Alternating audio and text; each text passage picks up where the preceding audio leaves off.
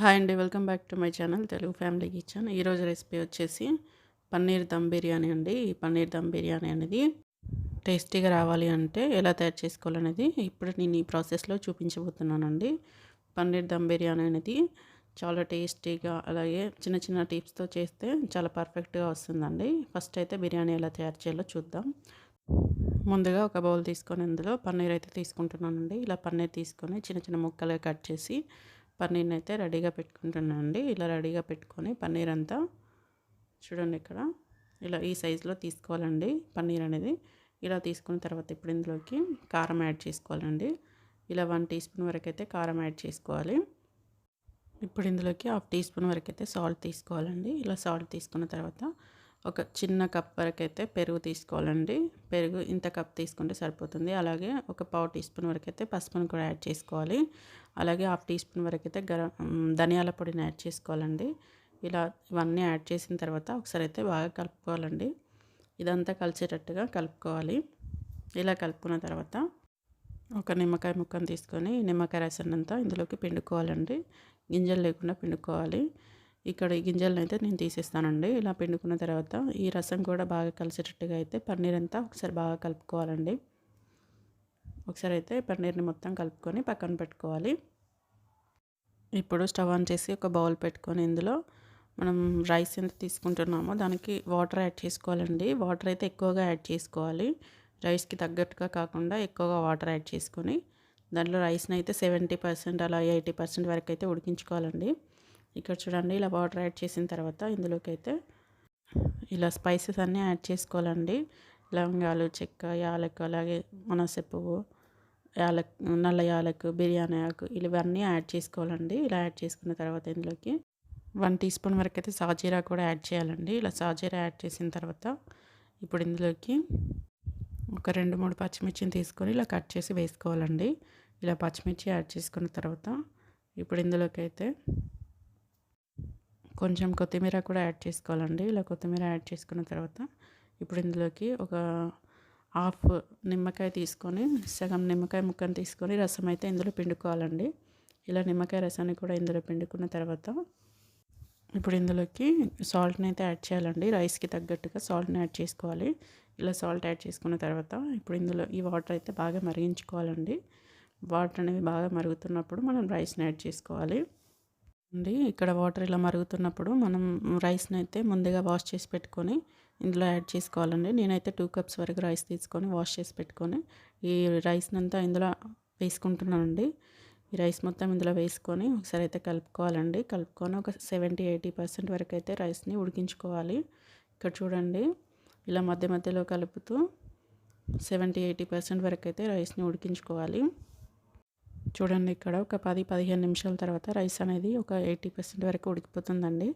ఇప్పుడు ఈ రైస్ని తీసుకొని మనం పక్కన పెట్టుకోవాలి. ఇలా వాటర్ అంతా లేకుండా రైస్ అనేది తీసుకోవాలండి. డ్రైగా తీసుకోవాలి రైస్ అనేది.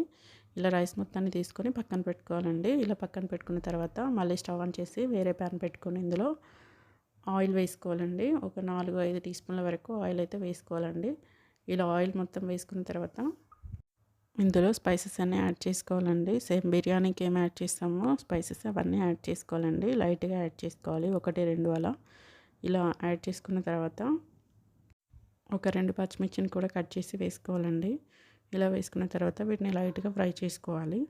ఇలా ఫ్రై చేసుకున్న తర్వాత ఇప్పుడు ఇందులోకి 1 టీ స్పూన్ వరకు అయితే అల్లం వెల్లుల్లి పేస్ట్ని యాడ్ చేసుకోవాలండి. ఈ అల్లం వెల్లుల్లి పేస్ట్ అనేది పచ్చివాసన పోయే వరకు అయితే కలుపుతూ ఫ్రై చేసుకోవాలండి. ఇప్పుడు ఇందులోకి టమాటో ప్యూరీని యాడ్ చేసుకోవాలండి. ఒక 2 టమాటాలు తీసుకొని ఇలా ప్యూరీ చేసుకొని ఇందులో యాడ్ చేసుకోవాలండి. ఈ టమాటో ప్యూరీ అంతా పచ్చివాసన పోయే వరకు బాగా ఫ్రై అయ్యే వరకు అయితే ఒక 2 నిమిషాల పాటు బాగా ఫ్రై చేసుకోవాలండి ఆయిల్లో. ఇలా కలుపుతూ అయితే ఒక 2 నిమిషాల పాటు ఫ్రై చేసుకోవాలి. ఇలా ఒక 2 నిమిషాల పాటు ఫ్రై చేసుకున్న తర్వాత చూడండి ఇక్కడ ఆయిల్ అనేది సపరేట్ అయిపోతుంది. ఇలా ఫ్రై చేసుకున్న తర్వాత ఇప్పుడు ఇందులోకి మనం పన్నీర్ని యాడ్ చేసుకోవాలండి. మనం ముందుగా దమ్ చేసి పక్కన పెట్టుకున్నాం కదా, ఆ పన్నీర్ అంతా ఇందులో యాడ్ చేసుకోవాలండి. ఇలా యాడ్ చేసుకొని ఒకసారి అయితే కలుపుకుంటూ దీన్ని కూడా లైట్గా ఫ్రై చేసుకోవాలండి. దీన్ని అయితే ఇలా కలుపుకుంటూ ఫ్రై చేసుకోవాలండి ఒక 2 నిమిషాల పాటు. ఇలా ఫ్రై చేసుకున్న తర్వాత దీంట్లో అయితే టేస్ట్‌కి సరిపడా సాల్ట్ యాడ్ చేసుకోవాలండి. ఎందుకంటే మనం ముందుగా యాడ్ చేసి పెట్టుకున్నాం కదా, రైస్‌లో కూడా యాడ్ చేసుకున్నాం. దాన్ని బట్టి మనం టేస్ట్కి తగ్గట్టుగా సాల్ట్ యాడ్ చేసుకోవాలండి. ఇలా సాల్ట్ యాడ్ చేసిన తర్వాత ఒకసారి అయితే కలుపుకోవాలండి. ఇలా కలుపుకున్న తర్వాత ఇప్పుడు ఇందులోకి ఫ్రైడ్ ఆనియన్స్ని అయితే యాడ్ చేసుకోవాలండి. ఇక్కడ చూడండి, నేనైతే ఫ్రైడ్ ఆనియన్స్ అనేవి ముందుగానే రెడీ చేసి పెట్టుకున్నానండి. ఇలా ఫ్రైడ్ ఆనియన్స్ని అయితే ఇలా యాడ్ చేసుకోవాలండి. ఇలా యాడ్ చేసుకున్న తర్వాత దీన్ని అయితే కలిసేటట్టుగా ఒకసారి కలుపుకోవాలి. ఈ ఆనియన్స్ని యాడ్ చేసిన తర్వాత 1 నిమిషం పాటు ఫ్రై చేసుకొని ఇందులో రైస్ యాడ్ చేసుకోవాలండి. మనం ముందుగా ఉడికించి పెట్టుకున్న రైస్ ఉంది కదా, రైస్ని అంతా ఇందులో యాడ్ చేసుకోవాలండి. చూడండి, ఇక్కడ రైస్ మొత్తాన్ని అయితే యాడ్ చేస్తున్నాను. ఇలా రైస్ అంతా యాడ్ చేసి ఇప్పుడు ఇందులోకి మనం రైస్ ఉడికించి పెట్టుకున్న వాటర్ ఉంటాయి కదండి, ఆ వాటర్ని అయితే ఒక 2 కప్స్ వరకు అయితే వాటర్ యాడ్ చేస్తున్నాను. ఎందుకంటే ఇంకా రైస్ ఉడకలేదు కదండి, 80% వరకే ఉడికింది కదా, అందుకోసమని ఆ వాటర్ని యాడ్ చేసుకుంటే టేస్ట్ బాగుంటుందండి. లాస్ట్గా ఇందులోకి కొత్తిమీరని కూడా యాడ్ చేసుకోవాలండి. ఇలా కొత్తిమీర యాడ్ చేసిన తర్వాత ఫ్రైడ్ ఆనియన్స్ని కూడా యాడ్ చేసుకోవాలండి. ఇలా యాడ్ చేసిన తర్వాత ఇప్పుడు ఇందులోకి 1 or 2 టేబుల్ స్పూన్స్ వరకు నెయ్యిని కూడా యాడ్ చేసుకోవచ్చండి. ఇష్టం ఉంటే యాడ్ చేసుకోవచ్చు, లేదంటే స్కిప్ చేయొచ్చు. ఇలా నెయ్యి యాడ్ చేసుకుంటే బిర్యానీ అనేది చాలా టేస్టీగా ఉంటుంది. దీన్ని అయితే ఒక 10 నిమిషాల పాటు మూత పెట్టి ఉడికించుకోవాలండి. స్టవ్ అయితే సిమ్లో పెట్టి ఉడికించుకోవాలి.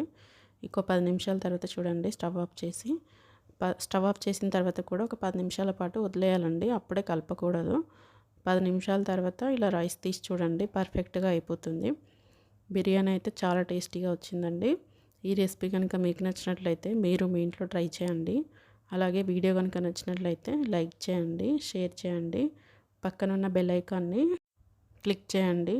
అలాగే ఇలాంటి మరిన్ని వీడియోస్ కోసం మా ఛానల్ని సబ్స్క్రైబ్ చేసుకోండి. Thank you.